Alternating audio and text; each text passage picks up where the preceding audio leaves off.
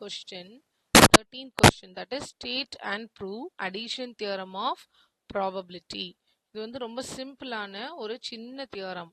இதோட statement and proof தான் நம்ம இப்போ பார்க்க போறோம். ஸோ ஸ்டேட்மெண்ட் வந்து ரொம்ப சிம்பிளான ஒரு ஸ்டேட்மெண்ட். இதில் ஸ்டேட் மட்டும் சேர்த்து நம்ம தான் படிக்கணும். Statement of the theorem P of A union B equal to P of A plus P of B minus P of A intersection B. இதுதான் ஸ்டேட்மெண்ட். நம்ம இதை தான் இப்போ ப்ரூவ் பண்ண போகிறோம். ஸோ ஃபர்ஸ்ட் பார்ட்டில் என்ன கொடுத்துருக்காங்க, நம்மளோட லெஃப்ட் ஹேண்ட் சைடில் என்ன கொடுத்துருக்காங்க அப்படின்னா P of A union B அப்படின்னு கொடுத்துருக்காங்க. ஸோ நம்ம இந்த மிடில் இருக்கிற இதுக்கான ப்ரூஃப். இந்த ப்ரூஃப் போகிறதுக்கு முன்னாடி இதுக்கு தேவையான டயக்ராம் நான் வந்து வென் டயக்ராம் போடுறேன். இது A, இந்த செட் வந்து A அப்படின்னு சொல்லுவோம். இன்னொரு செட் இருக்கு, இது B. ஸோ இது A, இது B.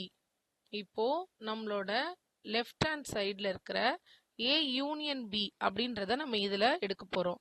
ஸோ A யூனியன் Bனா என்ன அர்த்தம், ஏவும் பியையும் சேர்த்து அப்படின்னு அர்த்தம். ஸோ இது ஃபுல்லாக சேர்த்து எடுக்கிறோம் இந்த செட்டை. ஸோ இந்த செட்டோட பேர் தான் என்ன அப்படின்னா A யூனியன் B. இந்த A யூனியன் பியே நம்ம எப்படி எழுதலாம் அப்படின்னு பாருங்க. ஸோ இந்த A யூனியன் பியை set A set B. So அதே A அண்ட் பியை தான் எழுதியிருக்கிறோம். ஆனால் இப்போ நான் என்ன பண்ணுறேன் அப்படின்னா இந்த இடத்த மட்டும் மார்க் பண்ணுறேன்.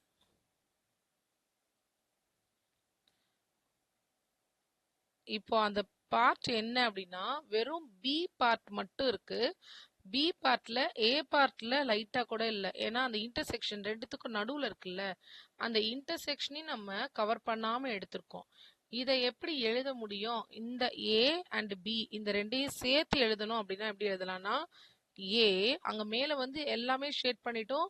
ஸோ A யூனியன் B அப்படின்னு அப்படியே எழுதியாச்சு. கீழே இது ரெண்டையும் சேர்க்கணும். இப்ப எனக்கு ஏவும் வேணும் பியும் வேணும் அப்படின்னா A தனியா இருக்கு, ஷேட் பண்ணாம தனியா இருக்கு. அந்த A பார்ட் யூனியன் அந்த செகண்ட் பார்ட்ல ஏல இருக்கிற ஒரு சின்ன பார்ட் கூட இல்லை. ஏன்னா இங்க பாருங்க A வந்து இந்த இடம் இப்படி வருது இல்ல. ஸோ ஏல இருக்கிற பார்ட் எதுவுமே கவர் பண்ணாம வர்றதுனால it's A bar. A bar அப்படின்னா ஏல சுத்தமா இல்லை, ஏவே கிடையாது அப்படின்னு அர்த்தம். So A bar intersection B அப்படின்னு எழுதலாம். The A bar intersection Bன்றது தான் இதுல இந்த எல்லோ பார்ட். மேல இருக்கிறது A யூனியன் B. இப்போ அந்த Bயை தான் நம்ம இப்படி பிரிச்சு எழுதுறோம். இந்த எல்லோ போர்ஷன் செகண்ட் பார்ட்ல இருக்க Bயை தான் A bar intersection B அப்படின்னு பிரிச்சிருக்கோம்.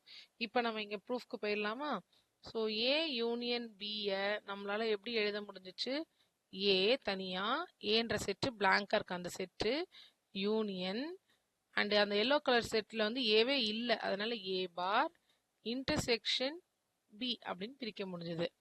அண்ட் இப்போ taking probability on both sides, taking probability on both sides, ரெண்டு பக்கமும் ப்ராபபிலிட்டி எடுக்கும்போது P of A union B equal to இங்க P of A union A intersection A bar intersection B அப்படின்னு பிரிச்சிட்டோம்.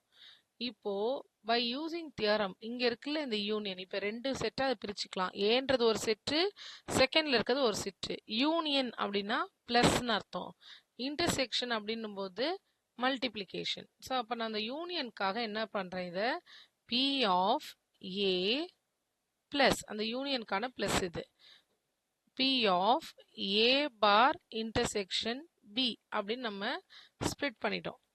இப்போ A bar intersection Bக்கு நம்ம கிட்ட ஒரு தனியா பை தியரம் நம்ம கிட்ட என்ன இருக்குன்னா P of A bar intersection Bயை எப்படி எழுதலாம், P ஆஃப் B வெறும் B பார்ட் மட்டும் தானே இருக்கு. A பார் இன்டர்செக்ஷன் Bல வெறும் B பார்ட் தான் இருக்கு.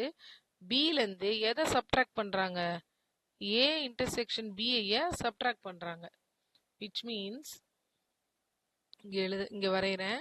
ஸோ இதில் P ஆஃப் Bயை மட்டும் தான் எடுக்கிறாங்க. அதில் எதை சப்ட்ராக்ட் பண்ணி எடுக்கிறாங்கன்னா இந்த A இன்டர்செக்ஷன் Bயும் சப்ட்ராக்ட் பண்ணிட்டாங்க, ரிமூவ் பண்ணிட்டாங்க.